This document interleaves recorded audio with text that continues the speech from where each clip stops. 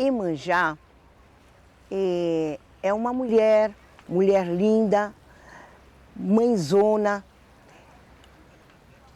soberana, enérgica e protetora. Cheguei a ouvir falar sobre a mãe jovem, participei de alguns rituais, mas não tão próxima. Eu era mais próxima de Pai Milolá, que falava sobre essa grandeza dela, as festas que ela coordenava.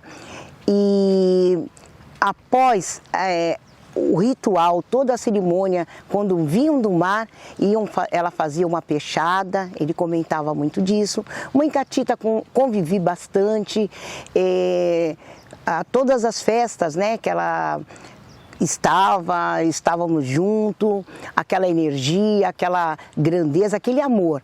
Através dela é que eu passei também a ter mais amor e compreender que é Mãe Iemanjá. E Mãe Neide também, né? Mãe Neide de Nanã, acompanhava, ela amava, porque também ela veio da Umbanda.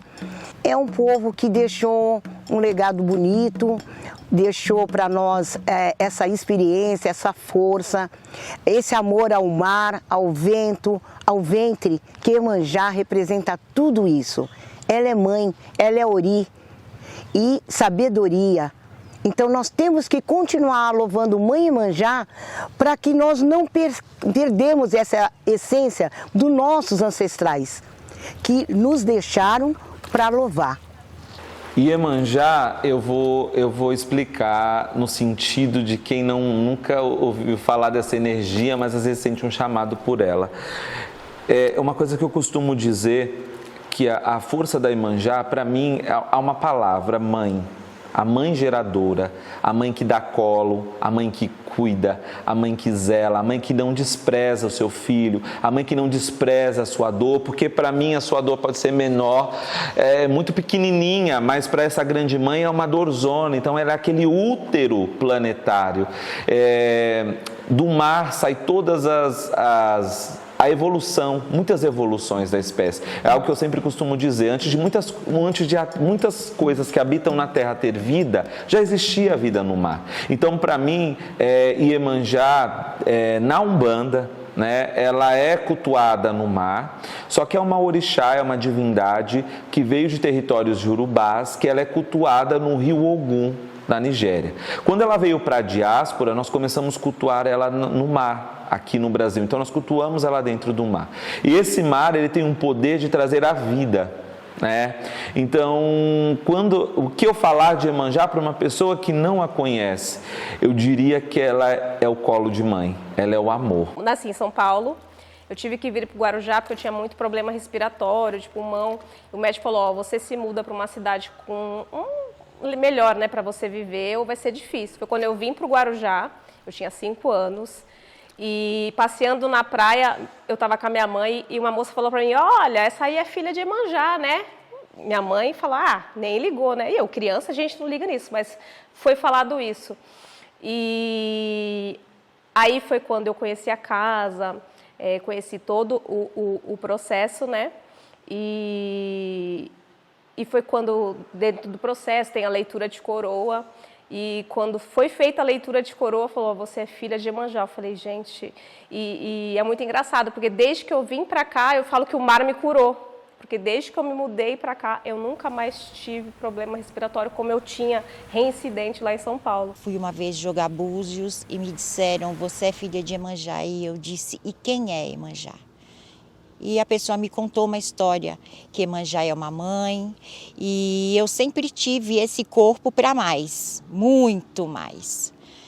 E ela descreveu Iemanjá dizendo, se olhe no espelho que você vai ver quem é Iemanjá. Seios fartos, uma mulher forte, gorda, pronta para ter seus filhos no colo. Essa é Iemanjá. E você é filha desta mulher. Bom, eu comecei como a maioria das pessoas começam na Umbanda, com 5 anos de idade. Minha mãe já era da Umbanda e eu comecei com ela. E aí, com o passar do tempo, eu deixei de ir, óbvio, nova.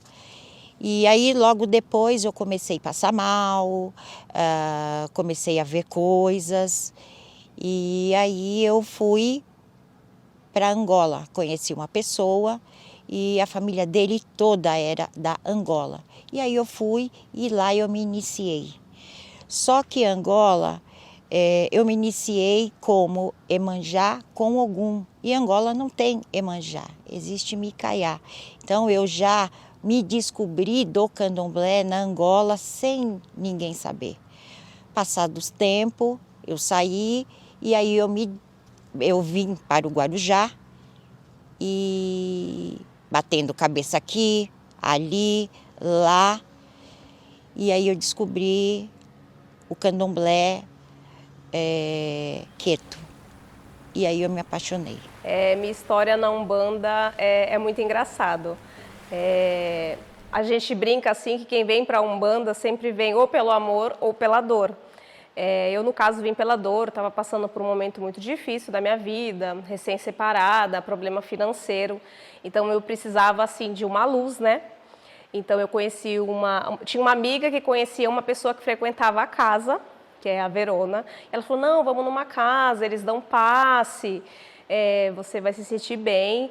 E foi quando era, inclusive, lá no outro terreiro, lá do outro lado. Foi meu primeiro contato, assim, né, com a Umbanda, de você poder falar com um guia. E eu até me arrepio lembrando, porque eu cheguei ali, parece que você tem uma esperança de vida novamente.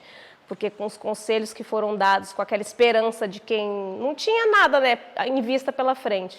Então, ali eu digo que foi o sopro de esperança para eu reviver, na verdade, né? Então, meu primeiro contato foi com os guias, que foi lá naquela casa, lá na frente, e eu digo que eu revivi ali. Então, foi o meu primeiro contato com a Umbanda, foi ali. Uma filha de Iemanjá, eu falo que é aquela que acolhe, aquela que dá carinho, aquela que dá o suporte. É a verdadeira mãe, né? A que acalenta, a que abraça quando você está com um problema e acolhe mesmo, como uma mãe abraça um filho. Então, ela está ali disposta a te ajudar, a te dar um conselho. É a mãe acolhedora mesmo. Olha, é muito complicado definir uma filha de Iemanjá, porque eu vou definir o que é a Cláudia sendo filha de Iemanjá. Eu sou uma pessoa boa, eu me sinto sim mãezona, eu me sinto aquela pessoa que abraça a todos, eu quero ser mãe da minha própria mãe pelo cuidado. Só que, como toda mãe, quando ela diz chega, acabou, eu me sinto aquela mulher severa. Até eu falo, eu não posso ser assim, mas quando eu vejo eu já fui. Então eu me sinto boa, mãezona, dou colo, mas eu também me sinto severa. Assim como deve ser realmente uma mãe. Como toda mulher, eu sempre quis ter filhos. Só que nunca aconteceu isso, nunca. E eu fui jogar uma vez e a pessoa disse para mim, e eu fui jogar justamente para saber o porquê que eu não tinha filhos. E a pessoa disse para mim, mas você não tem hoje, mas você terá muitos filhos. Mas como se eu não posso ter filhos, o médico já disse que eu tenho problema nas minhas trompas, mas mãe não é só aquela que gera filhos, é aquela que cria, aquela que cuida. E eu não entendi, eu fui embora para minha casa com aquilo na minha cabeça. E quando eu fui jogar para iniciar na Angola, pai de santo falou para mim, você não vai ser só filha, você também tem um cargo. Daqui a um tempo, você vai ser mãe. Mãe, como mãe, você será mãe de santo. Você tem um cargo para ser mãe de santo. Isso se passaram anos e anos e hoje eu me vejo, hoje eu entendo. Hoje eu sou mãe de filhos e vários filhos, mas nenhum veio de mim. Mas são meus filhos, sinto as dores deles, sinto a alegria deles e eu sinto tudo que eles me falam. Então hoje eu sei o que é ser mãe. Não precisa não ter nascido de mim, mas basta eu ter criado alguns deles dentro de um roncó, porque o roncó ele é o útero de mãe Iemanjá, digamos de passagem. E eu criei alguns filhos dentro desse roncó, então eu sei hoje o que é de verdade ser mãe. A gente passou pelo Covid, né? Meu esposo quase faleceu, ficou numa fase crítica mesmo. E aí conseguiu se recuperar. E é muito engraçado isso. Por mais que eu seja filha de Iemanjá, eu nunca me vi como mãe. Porque a minha vida é muito corrida, para ela nunca me vi como mãe. E depois desse fato, né, de quase ter perdido meu esposo, de ver minha família indo embora, eu falei, não, acho que chegou o momento, né? E como eu já estava com uma idade avançada, eu já estava com 38 anos, todo mundo sabe que com 38 anos é mais complicado de ter filho, né, de forma natural. Então eu falei, não, chegou o meu momento. Eu fiz uma oferenda para a mãe Iemanjá, do jeito que o pai sempre ensina. O simples já basta. Então ali na minha casa eu fiz uma oferenda com toda a fé que eu tinha no meu coração. E falei, mamãe Iemanjá, eu estou pronta para ser mãe. E a sua filha está pronta, eu estou aqui. Quando for a sua hora, eu estou preparada. E aí consegui engravidar, minha filha veio com saúde, graças a Deus. E quando a gente tem os filhos aqui, a gente faz a leitura de coroa deles também, né? E aí quando a avó fez a leitura de coroa, ela falou assim, fez a leitura de coroa, ela é filha de Iemanjá, que foi o presente de Iemanjá que ela te deu, como você pediu. Então aquilo eu até me emociono. Aquilo para mim foi a prova mais viva da espiritualidade e do que a gente confia e da nossa fé. Então ali para mim marcou minha vida e até hoje, e foi o melhor presente que Iemanjá pode ter me dado, que foi minha filha. Nossa relação com Iemanjá, a gente brinca, mamãe Iemanjá, ela fica brincando, a gente sauda. Eu sempre ensino para ela, eu falo, você foi o presente de mamãe Iemanjá. A gente sempre que vem no terreiro sauda, quando é o dia de mãe Iemanjá, a gente sempre faz uma oferenda, eu ensino sempre para ela a pedir, a agradecer e a sempre louvar a mãe Iemanjá. Sempre que a gente pode, vai na praia, ensino para ela sempre, pede licença para a mamãe Iemanjá. Então a nossa relação, porque ela veio dessa fé, né? Ela veio dessa conexão que eu tive com Iemanjá naquele momento e que me agraciou com a vida dela. Então enquanto eu estiver viva, eu vou passar isso para ela. Então, no candomblé, quando a gente começa já a semana, né, da mãe Iemanjá, então nós começamos todo o ritual em relação aos seus filhos, que é louvar Exu, Ogum, Odé, né? Preparamos todo esse pessoal, né, todas essas entidades e vamos preparando as filhas com banhos, com ebós e vamos preparando a casa.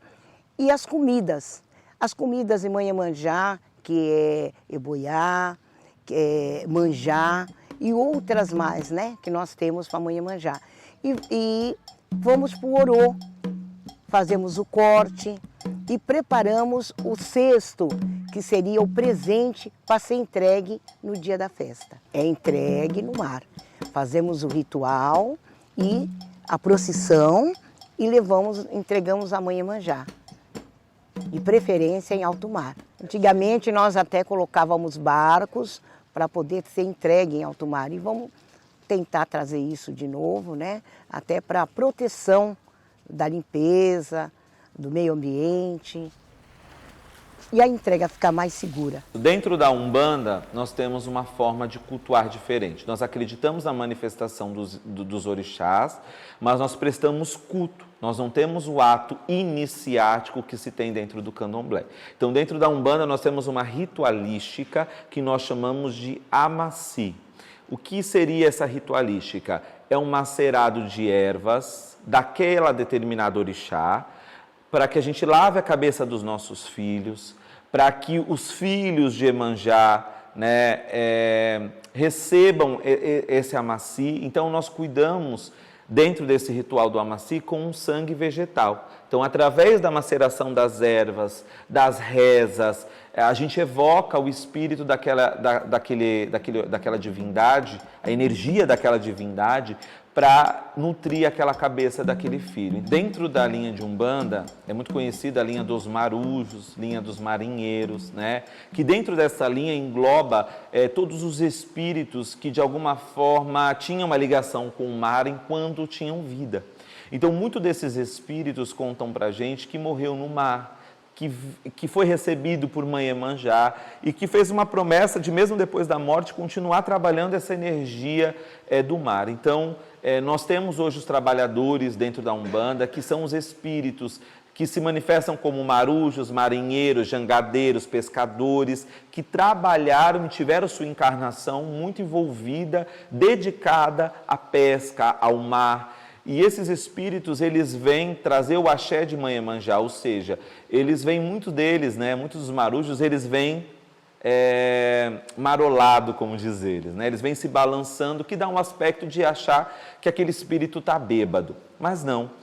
O fundamento dessa energia é justamente a energia do balanço do mar, criando ondas energéticas para trazer o equilíbrio para a vida daquela pessoa. É muito importante, porque se 20 anos ela conseguiu se manter, porque Guarujá é uma cidade intolerante, né, em relação à religião.